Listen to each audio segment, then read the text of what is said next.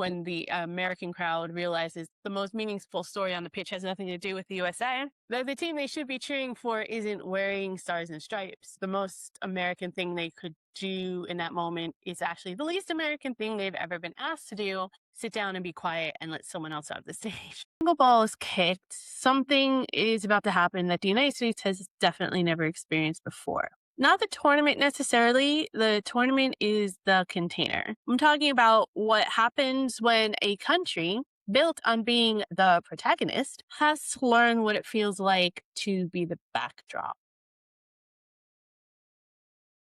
I have a prediction as well, and a question actually.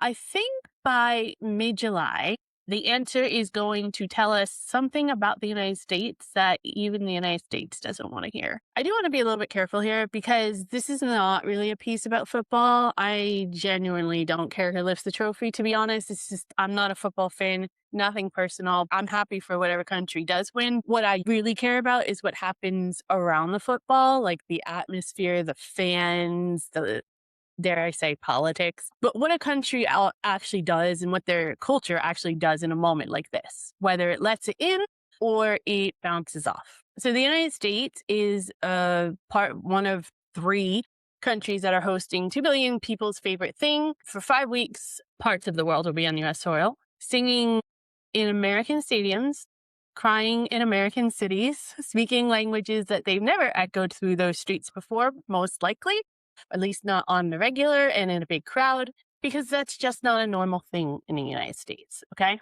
I said it. That has never happened before, at least not on this type of scale. Yes, the United States did host the World Cup before, but the game on the US soil was not nearly as big as it is now. And there also wasn't as much controversy surrounding it as there is in 2026.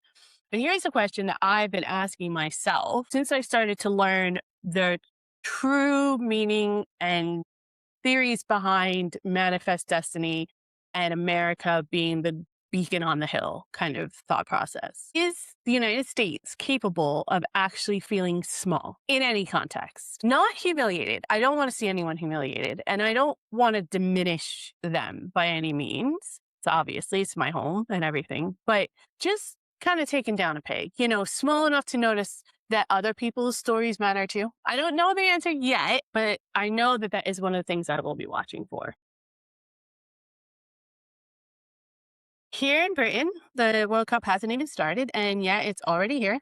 Been here for a bit, seen lots of flags going up, schedule posters in pub windows. You have to make reservations months in advance to make sure you get an actual table for the big games. People who couldn't name an American city are suddenly debating group stage dynamics with the same intensity they'd bring to a general election. That's what the World Cup does in countries that have grown up with this sport being ingrained into the culture. It doesn't require proximity, and it doesn't require your actual country being in it. It requires something much deeper, a muscle that Britain and many other countries around the world, most other countries around the world, have built over generations and generations of hosting and losing, and every once in a while winning on the world's biggest stage. A muscle of belonging to something that's bigger than your own story. I've seen World Cups before. I've seen Euro championships. I don't know what the actual name of the competition is. Men's, women's, and every tournament, these types of transformation happens here in the UK. The country doesn't just watch football. It metabolizes it. The morning after a match, you can feel tension in the air. You can feel it in the queue at Tesco. Nobody has to ask if you watched the game. They will just automatically assume that you did, because the event isn't necessarily just a broadcast of a sporting event. It's a shared condition within the culture. The Super Bowl is more of a broadcast. It's more of like a huge commercial. The Olympics are a broadcast and are highly capitalized on. The United States has never really had this type of universal feeling about an event. Here's what I really will be focusing on here from Britain. Not just the matches, the US coverage, the social media interaction, the way the United States commentators who've spent most of their careers narrating American sports for American audiences suddenly have to narrate Iranian heartbreak, or Moroccan ecstasy. Yeah, penalty shootouts don't mean that much to the United States, but everything to a country that most Americans have never heard of and couldn't find on a map. Can they do it? Can the broadcast infrastructure of the world's most self-referencing nation suddenly make room for stories that aren't about the United States? I find that very interesting. I don't know if you do. Let me know in the comments below. I personally, my opinion, I have my doubts, but I'm genuinely open to being wrong.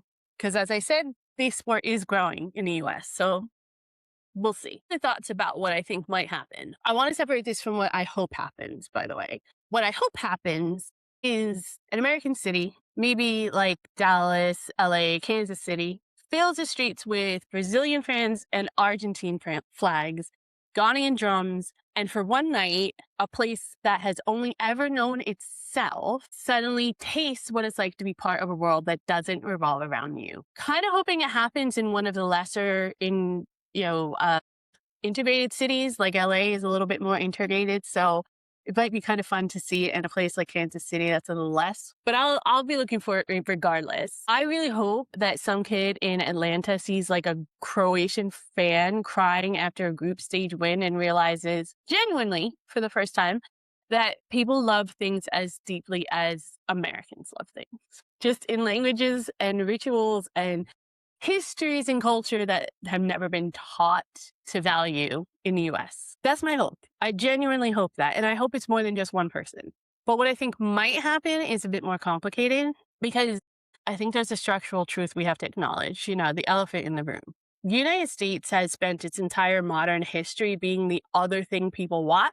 Hollywood, the dollar, presidency, the NBA finals. The world has always kind of been oriented toward America as a reference point in many different aspects. Even when people criticize the United States, and you guys know that have been here a little bit, I've done that plenty, they're still orienting towards it, but they're measuring themselves against it in a certain way.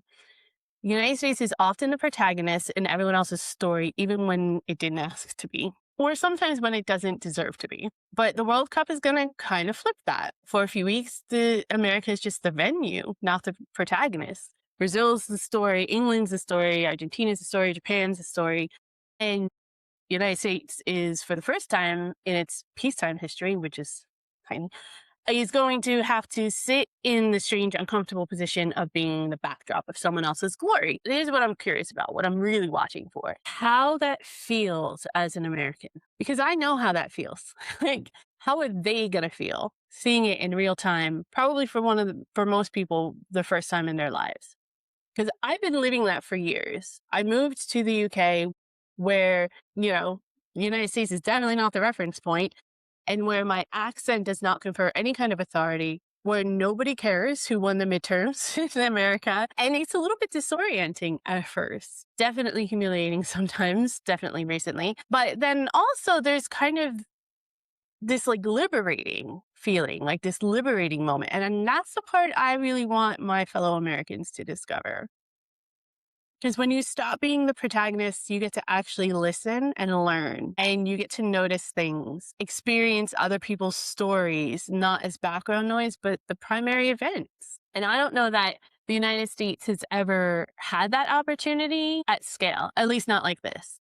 And if they did have that opportunity, they didn't take advantage of it. But it's hard to take advantage of something that's not in your face like that.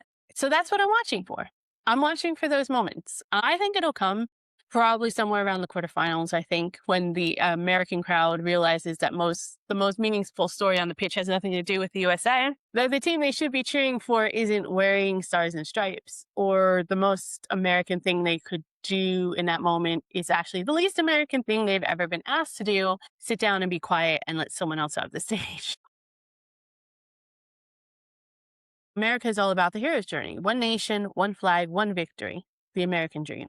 But the World Cup doesn't do that. It distributes glory. It makes heroes out of people and places and teams that, again, Americans couldn't find on a map. And I think it's exactly what the United States needs a lot more of. The question is whether or not it can absorb it or actually it bounces off of them. So I've been watching America from a distance for several years now. And the thing about distance And by distance, I mean real distance, not just geography, the distance of like having to rebuild your life somewhere else kind of distance. The thing about that is it doesn't make you cynical. People assume that if you leave and you criticize, you must be bitter. But I'm not bitter at all. I'm just very, very clear. Like I have clarity. That's what distance gives you. The noise drops away, the defensiveness drops away for the most part. Still working on it, but for the most part, what you're left with after all that though is just like this genuine love of a place combined with this grief of what it could be if it just looked outward a little more often, or in America's case, a lot more often. And the World Cup, I've come to learn, is kind of gonna be this outward looking moment, potentially one of the biggest ones in the history of the United States. So I'm just wondering if American cities that don't always feel welcoming to foreigners on a day-to-day basis when events like this aren't happening, are they going to fill with color and song and languages that residents have never heard before? Is it going to be dangerous, or is it going to be a celebration? Is it going to be accepted? Is it going to be well received? I'm wondering if Americans in stands next to Brazilians and Moroccans and whoever else are going to appreciate that these people flew like 10 hours for a 90-minute match, and if that'll shift something in them. Something that helps you Americans identify with being human, that these people love the same thing that the American fan loves. Maybe not in the same way with the same rituals, but definitely with the same ferocity that Americans love their sport. And maybe even more in some cases. But I'm wondering if the United States that absorbed the world, that was built by people who came from everywhere with everything they had and made something new, will show up. But the United States doesn't always show up in the news cycles, but it's always there. It's always been there. And the World Cup might be the thing that calls it forward. I'm not watching this from the inside, I'm watching it from the outside, permanently outside. I mean, I left. I built a life here in the UK, and I carry both things now. I carry the love and the distance, the hope and the grief. The World Cup isn't going to solve that, and I never expected it to, because one tournament's never going to recalibrate in a national identity. What it could, I guess what my hope is that it shows the United States a version of itself I already saw from 4,000 miles away, and maybe it becomes a better version, one that listens better, one that makes a little more room for outsiders, a version that maybe understands that being strong isn't equated with just being the loudest person in the stadium. I don't know if that version is going to show up, but I'm hopeful and optimistic. Very American, probably.